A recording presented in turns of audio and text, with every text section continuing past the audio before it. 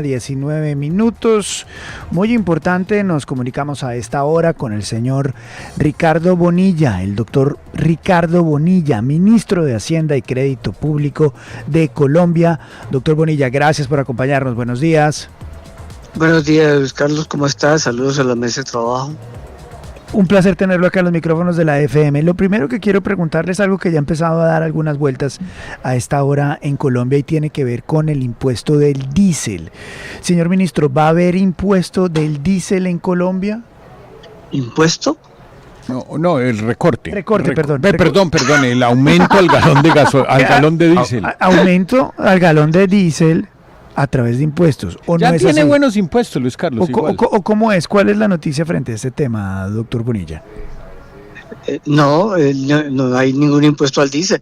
Va a salir de grandes consumidores de diésel en los que se empieza a ajustar el precio porque todavía falta por cerrar en el Fondo de Estabilización de Precios de los Combustibles la brecha de este combustible. ¿Cómo se va a aplicar ese incremento al valor del diésel, señor ministro? Ese incremento va dirigido exclusivamente a los que consumen más de 20,000 galones de diésel. Esos son empresas seriamente constituidas, que tienen su propia logística y que por lo tanto son perfectamente diferenciables del resto de consumidores de diésel. Ellos nunca van a las bombas de gasolina. ¿Cómo es ese ejemplo? ¿Qué empresas más o menos? ¿Tiene algunos nombres que pueda compartirnos de los grandes consumidores de diésel en nuestro país? Pues son esencialmente empresas de petróleo, de carbón, otro tipo de empresas. Están exentas los transportes masivos y las áreas no interconectadas, que son grandes consumidores también y se mueven con diésel. Ellos no van a quedar incluidos. Ese es el tipo de empresas, es algo que va a tener un impacto que a duras penas es el 6 o 7% claro, de la actual brecha del diésel. ¿En cuánto quedará el precio para esos grandes consumidores diferenciables de diésel en Colombia? Estamos en el proceso de definir en cuánto queda. ¿Y más o menos para cuándo va a ser, señor ministro?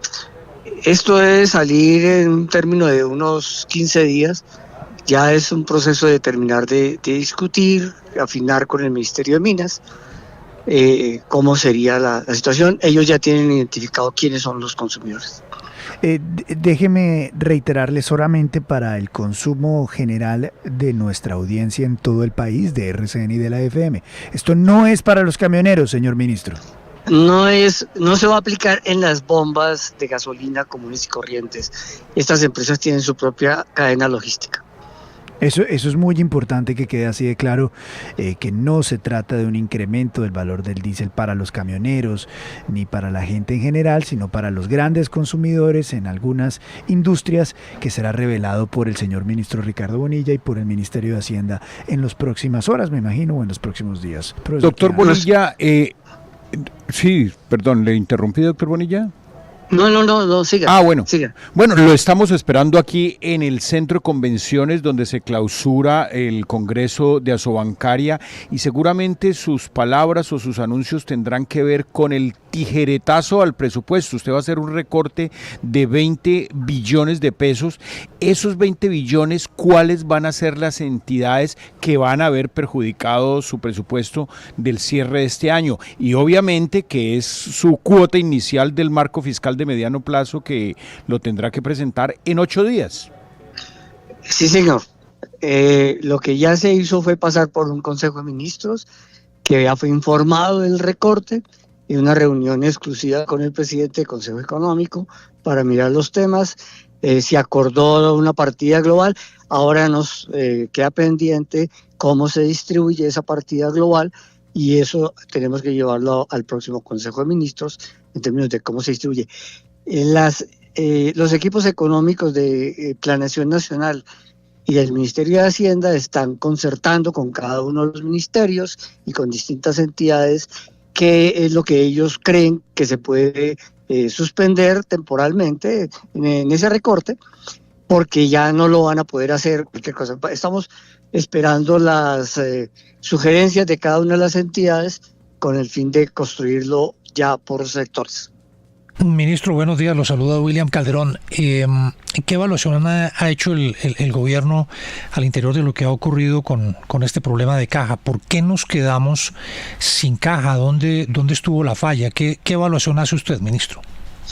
Hay varios problemas conjuntos, pero el principal o los dos principales son uno, que no se logró la meta de recaudo ni en el 2023 ni se va a lograr este año, y la decisión de la Corte Constitucional de no autorizar la no deducibilidad de las regalías nos quita 7 billones. Esos 7 billones crean un impacto muy fuerte, y ahí que estemos mirando que no se va a completar la meta de recursos. Ministro, buenos días, lo saluda Juan Lozano. ¿Eso se traduce en que está preparando usted una nueva reforma tributaria? ¿Tienen lista una tributaria? ¿Tienen avanzada una tributaria? No, en realidad nosotros queremos evaluar con el nuevo director de la DIAN qué pasó con la última reforma. Una evaluación de personas naturales apenas la podemos tener por ahí en el mes de septiembre, pero de otras instancias mirar qué ha pasado con esta reforma, que en últimas todos los recursos que se obtuvieron, o buena parte de los recursos que se obtuvieron, los terminamos gastando en el pago del déficit de combustibles. Recuerden que en el año 22 los combustibles dejaron un déficit de 37 billones de pesos.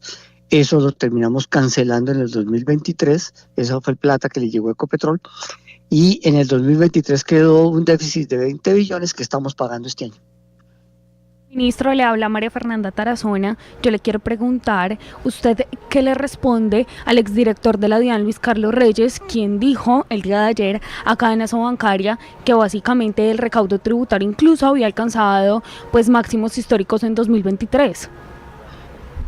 Pues en realidad esa es una evaluación que estamos haciendo con el director de la DIAN, Orlando Villabuena. Ministro, en su opinión, ¿en dónde se deben hacer los recortes más fuertes en el presupuesto para atender esta situación? Va a haber un proceso en el cual las entidades mismas están haciendo las propuestas. Debe haber tanto en funcionamiento como en inversión. En funcionamiento ya hemos identificado que puede llegar hasta los 10, 11 billones, y el resto sería en inversión. Y lo que sí es requisito del presidente de que su programa de gobierno se debe seguir ejecutando, por lo tanto no es en los programas prioritarios. Doctor Bonilla, cuando usted plantea, pues obviamente este recorte de 20 billones de pesos, digamos, este recorte simplemente le quita el presupuesto a las entidades, pero usted sí va a presentar un plan, digamos, más draconiano de por ejemplo, un recorte burocrático. No sé qué pasó con el Ministerio de la Igualdad, el caso de Procolombia, es decir, ¿lo va a cruzar mucho con las eficiencias de ejecución del gasto, por favor? Sí, señor. Entre otros, los criterios de a dónde van los recortes está en función de cuál es el nivel de ejecución real que tienen las entidades y su capacidad de ejecución, porque es lo que le estamos preguntando a cada una de las entidades. Miren lo que usted tiene presupuestado, qué es lo que no va a poder ejecutar, y eso lo incluimos en este programa. Pero sabe Luis Carlos que la respuesta del ministro es bien importante, porque está diciendo, vamos a cruzar recorte de presupuesto de los ministros con ejecución. Claro. Es decir, los ministerios que menos ejecuten, esos son los que más les van a recortar. Van a castigar a los flojos, para decirlo de alguna manera. Tengo que decir que esa es una buena cosa, señor ministro. Sí, en realidad es un proceso de selección, y algo muy importante, el ejercicio que se hizo antier, de suspender la emisión de nuevos CDPs, certificados de disponibilidad presupuestal, fue con el fin de que las entidades todas priorizaran, y una vez saquemos el decreto del recorte y se levante la suspensión, tengan la prioridad de por dónde van a gastar. Señor ministro, nos dijo hace unos minutos que la condición que les había puesto el señor presidente de la República es que no recortaran sus programas prioritarios. puntualmente a cuáles programas prioritarios se refería el señor presidente, cuáles son los que no se tocan. A él le interesa muchísimo desarrollar el tema de la reforma agraria, ese es un compromiso vital, y entonces a ese se refirió expresamente. Otros que no se deben tocar son la infraestructura de la educación superior, los programas de construcción y de ampliación de cupos, los programas de salud en la construcción de la salud al territorio. Esos son tipos de programas que tienen prioridades. Y obviamente en la inversión de nuevas energías renovables, la prioridad es consolidar la nueva oferta de energía del país. Sí. Señor ministro, ¿me escucha? Sí, señor.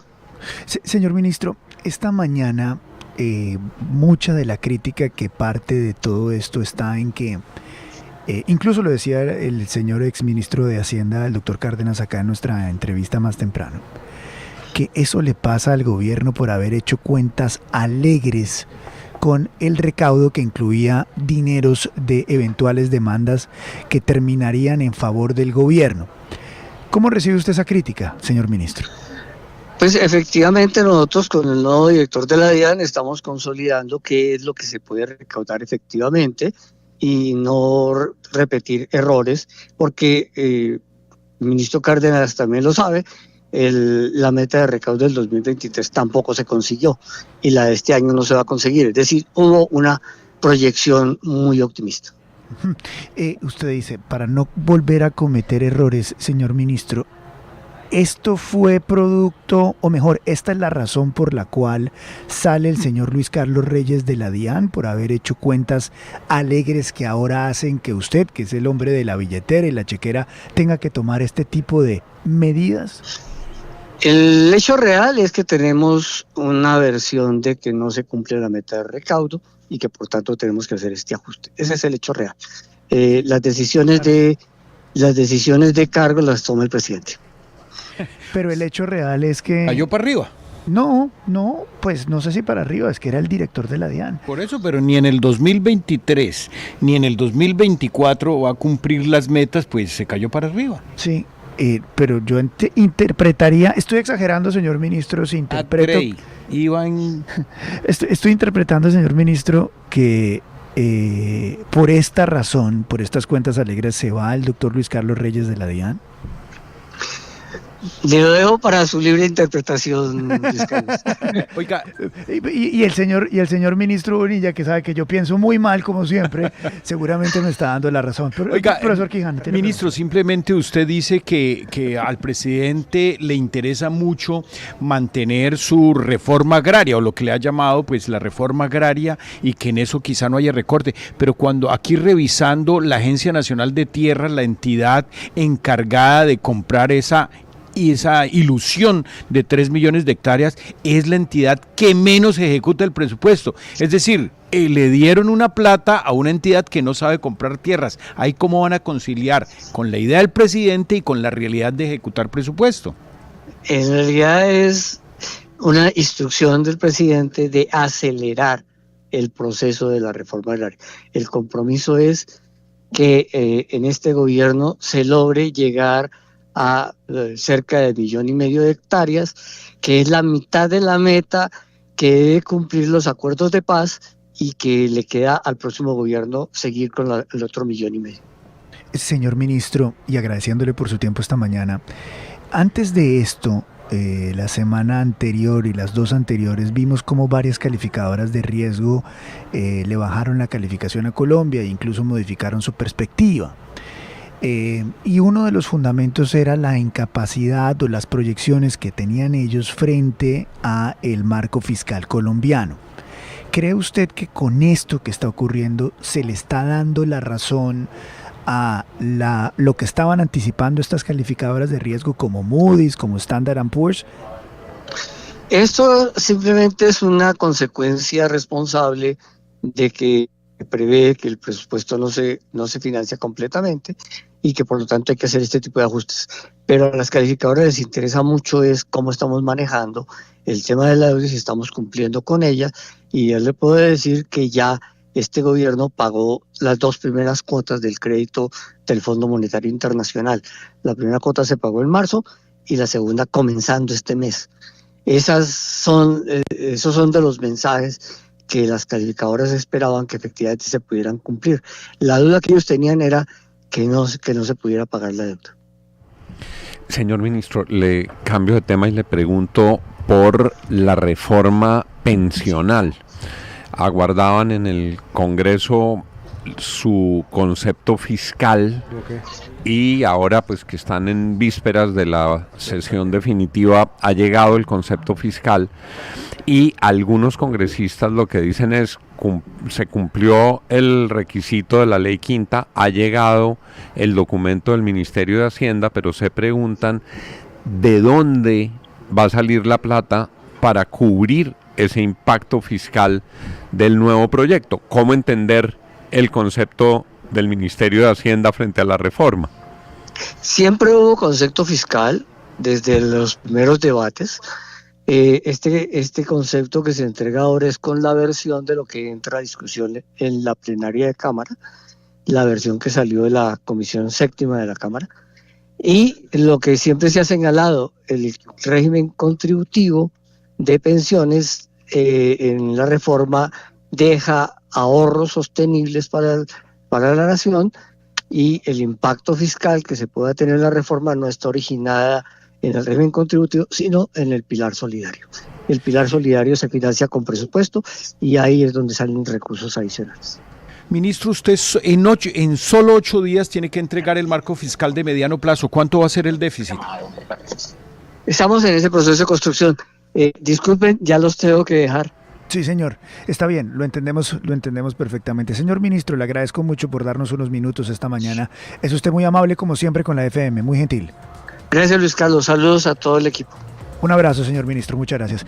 9:36, gran entrevista que nos da el ministro con muchas premisas esta mañana. Pero mire, lo estamos esperando aquí en la convención bancaria, muy importante, y seguramente los empresarios esperan que el ministro, ojalá le adelante, doctor Juan, el déficit fiscal, digamos, el dato que se necesita, ojalá esté más cerca de 5 que de 6. Y obviamente este dato es fundamental para la entrega del marco fiscal de mediano plazo. Es que sí, los ministros de Hacienda siempre en el segundo semestre, lo decíamos esta mañana con el exministro Cárdenas, cantan una ópera, que el primer acto es el marco fiscal de mediano plazo, el segundo acto es el plan de financiación y el tercer acto es el presupuesto, que es el que lo tienen que aprobar en el Congreso antes del 1 de noviembre. Son 3 momentos muy importantes que evalúan un ministro de Hacienda. Doctor Juan, si el Congreso no le hace seguimiento a estos 3 momentos que son 15 de junio, 15 de julio y que esté aprobado el 1 de noviembre, el país no arranca bien en un año que va a ser crucial como es el 2025. ¿No le quedó muy claro que esta es la razón por la cual sacan al ministro? Al director de la DIAN. ¿Sacan para arriba? Sacan a Reyes porque les hace cuentas que no le cuadran. Las cuentas de la lechera. Saque sus propias conclusiones, quiere decir, claro, su conclusión era esa. Es la correcta. Sacan al señor Reyes, a Mr. Taxes, porque Mr. Taxes fue Happy Taxes. El tipo se pone a hacer cuentas alegres, mete al gobierno en un embeleco de plan de ejecución, cuando este es un gobierno que tiene 2 problemas: ejecución muy baja e inversión mínima. Entonces, ahora tienen la plata para hacer todo esto porque Happy Taxes, hay que cambiarle el nombre a Mr. Taxes, no es Happy Taxes. Mr. Happy Taxes piensa que esto va a funcionar y los friega con J. Luis Carlos, decir que los jode, ¿no? ¿Sabe qué me llamó la atención y lo subrayo? En todo esto, con el esfuerzo que tienen que hacer ahora de los recortes, el presidente Petro les dice, sí, hágale con el recorte, pero no me toque estas cosas. O sea, no me toque. Y vio que fue lo primero que dijo, no me toque tierras. Reforma agraria. ¿Sabe yo qué he notado, Luis Carlos? Y cuando uno ve desfilar a los ministros y todo este tema, es que no se hablan entre ellos. Yo veo claramente que Bonilla no habla con su ministro de Industria, Comercio y Turismo. ¿Cómo van a hacer un plan de choque si no se hablan entre ellos? Y Luis Carlos, sí, tiene razón el doctor Quijano en que terminó premiado el doctor Reyes, y si es evidentemente el responsable de este daño, imagínese lo que puede hacer al frente del Ministerio de Comercio, Industria y Turismo. Pues apague y vámonos. No, pero yo sí espero que lo haga bien. Él es un hombre, él digamos, tiene con que visión, liderar con visión de sector privado. No, y es técnico.